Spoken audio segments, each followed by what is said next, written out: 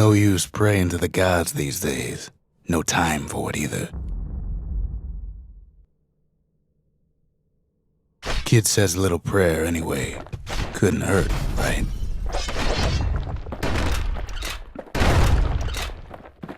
Folks used to make pilgrimage here to pay their respects to Pith, the bull. Well, the gods are long gone now, and the orchard core is long gone too. Seems Pith ain't much of a watchdog.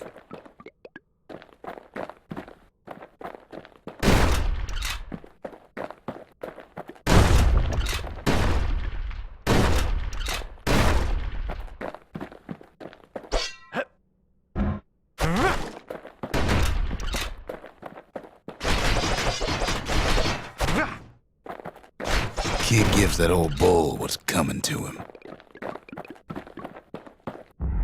The gods don't care about trinkets, but the kid ain't no god.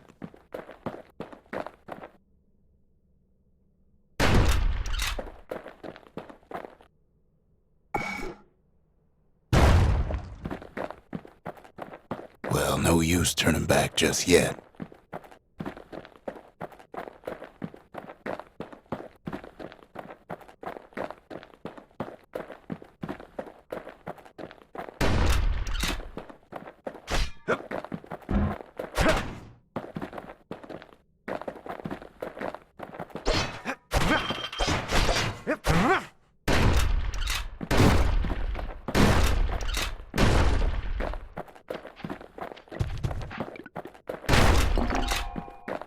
Pith stood for something once. Something real.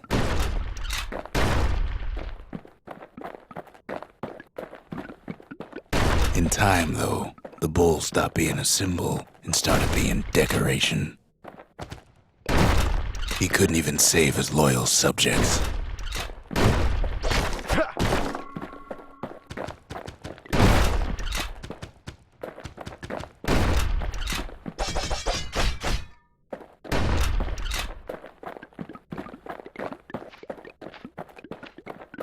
Pith makes a decent scarecrow, at least.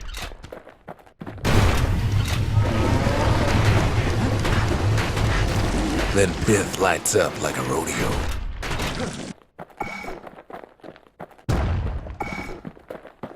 Ain't easy punching through his hide. Kid breaks him to bits. Must have been guarding that shrine.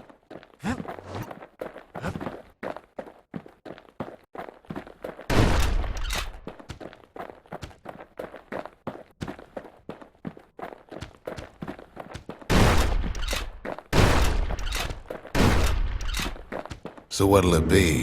Invoke the gods, or tell them off? Pith.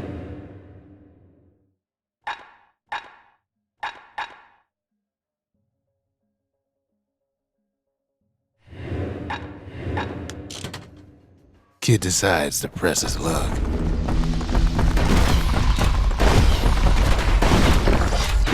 Well, if the gods are alive, they must be plenty sore.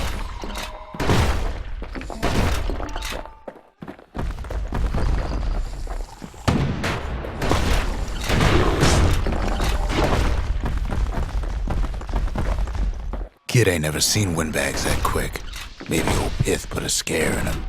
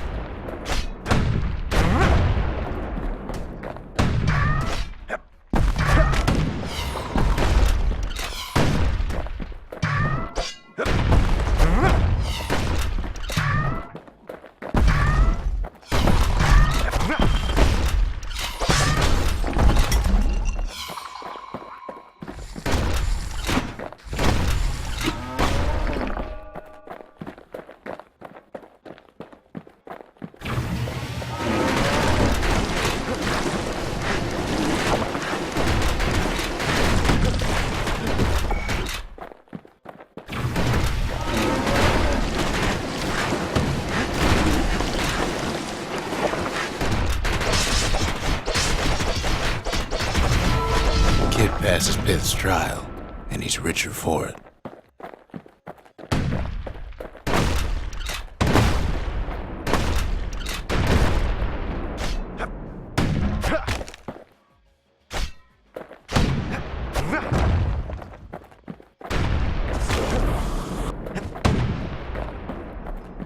Kid ain't found a core, but at least he found Zolf's precious shrine.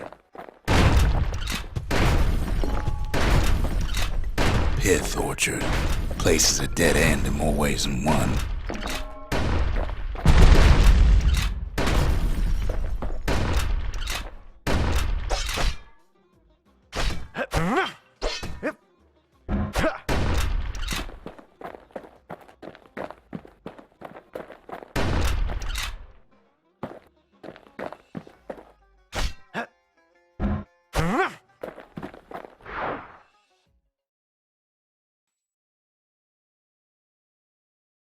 Now we can build a shrine of our own, though I got some alternatives in mind.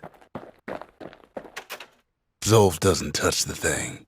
Says the god of commotion is no children's toy.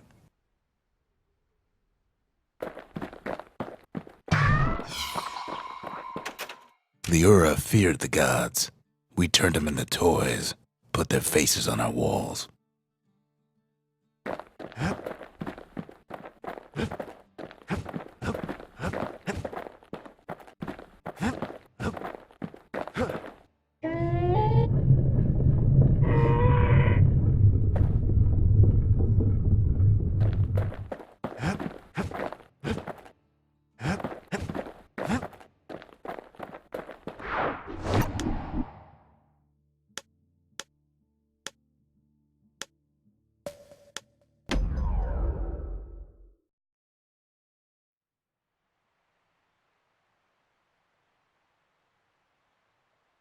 The Langston River flowed free and wild till the calamity drank it all up. Maybe all that water just grew wings and flew off.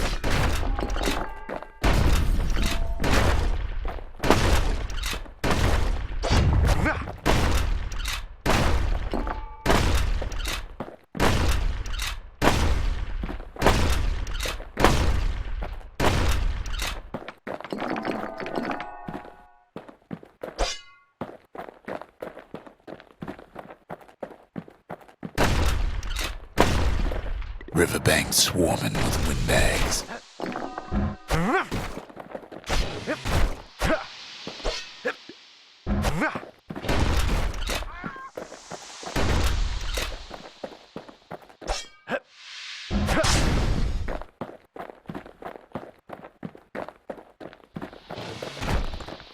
They're so bent on finding the core, they hardly notice the kid.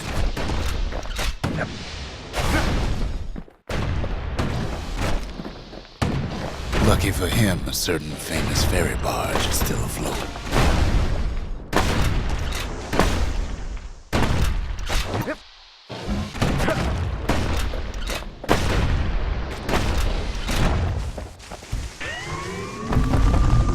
Weepin' Nellie.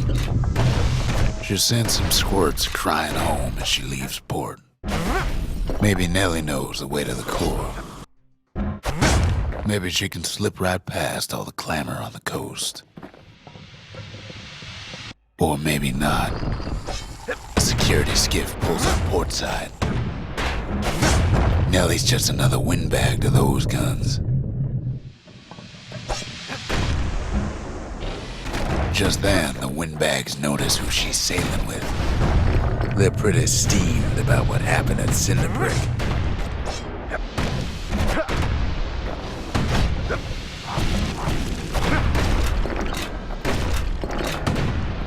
They try to cut her off.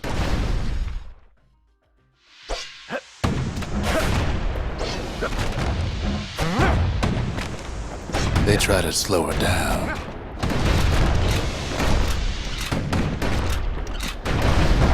They try to knock her out.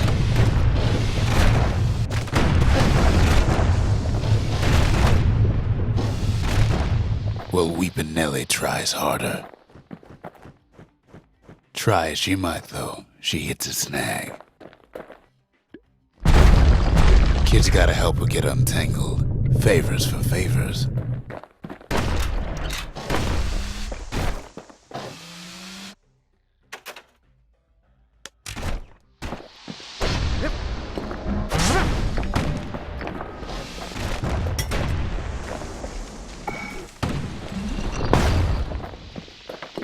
At least she picked a good spot for a break, 'cause the core's right there.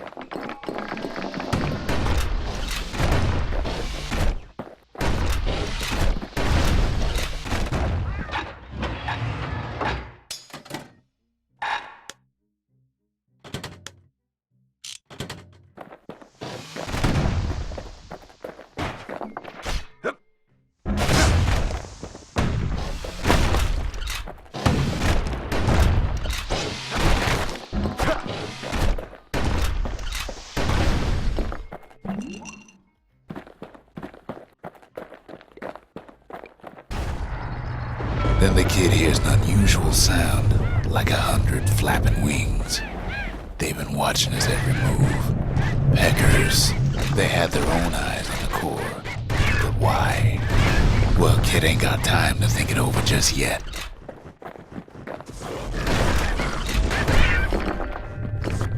He finds Weeping Nellie raring to go.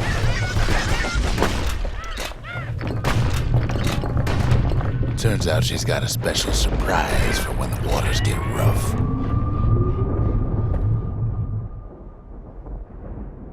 She's gonna need a little help with all them peckers. Crafty things think they're king of the roost now. Rest of us only wish we could fly in times like these.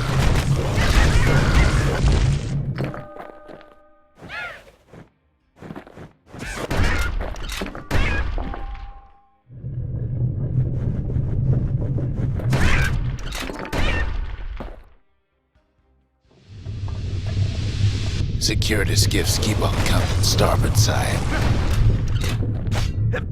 Don't seem to care what they shoot, as long as they hit something.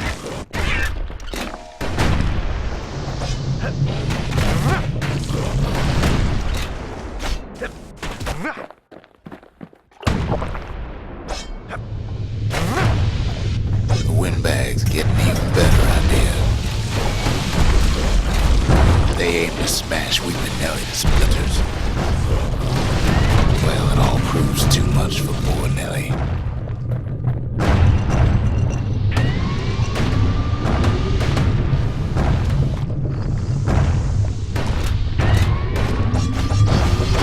She's just gotta make one last stop. With her last breath, Nellie gets the kid to solid ground. Solid ground in pecker country. Seems the calamity ain't hurt the peckers' appetites.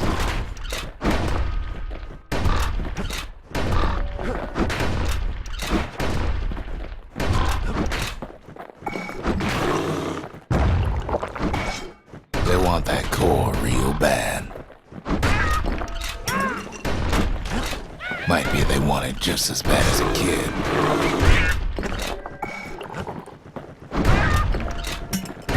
Kid shoos them off, knowing they'll be back.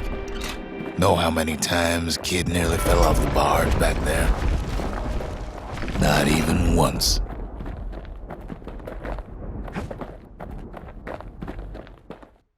Now, listen close. You should remember this next part.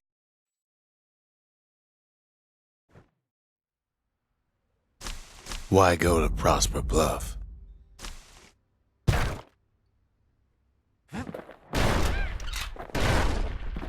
Used to take an enterprising man or a plain old fool to venture out that far.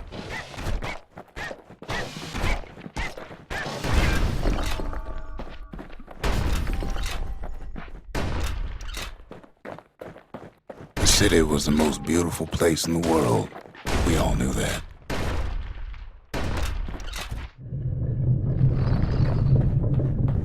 But on the other hand, some folks just yearn to see the things they're told they can't.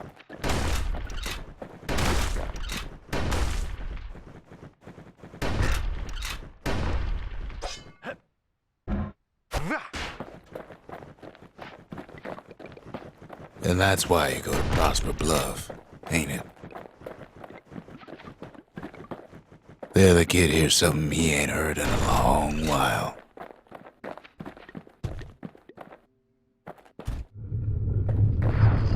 How's it go again?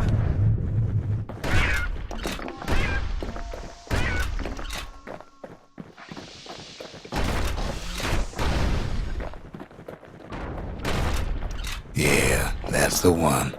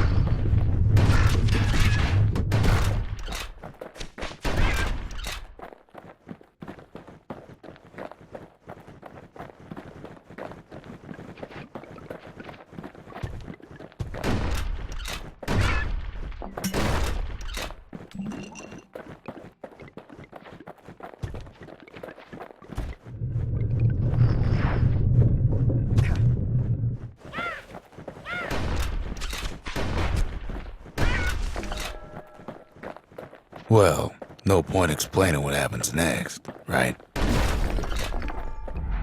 Suffice it to say, kid ain't coming home empty-handed. And besides, it's like the song goes.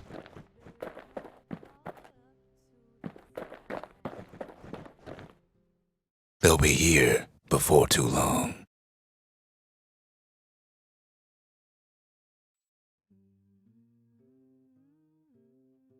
We darn near celebrated when the kid got back, didn't we? Zolf never thought he'd see a fellow her again. We become fast friends. Calamity has that effect on people. But there was more to be done. There was one last core to find. A scientific journal written in Zolf's native tongue. He learned so much from it. Too much. If only I'd known half the secrets of the Calamity were tucked away in that book, I'd have worked to translate it right away. Most of the Ura never got a taste of Ceylondia's fine goods, unless they were born and raised in the city like Zia here. Girl tried to run away from home one time, but the marshals stopped that, didn't they? Sure, the world's all gone to pieces farther than the eye can see, but leave it to this gal to point out the amazing view. So many secrets in there and she can't even read it. Her father's own journal.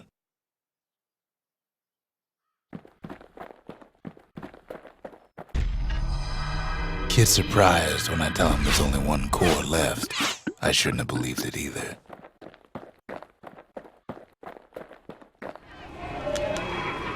The Gravers, the arm of justice. They seemed unstoppable.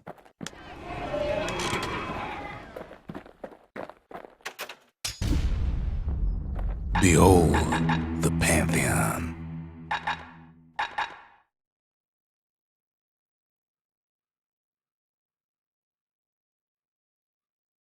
A Kobe. The gods never liked competing for people's affections.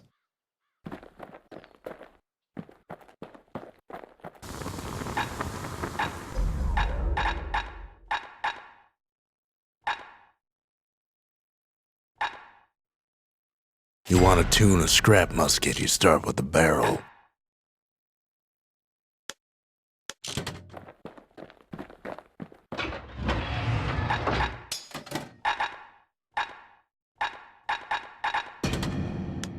Anything survives a musket shot ought to be quick work for that blade.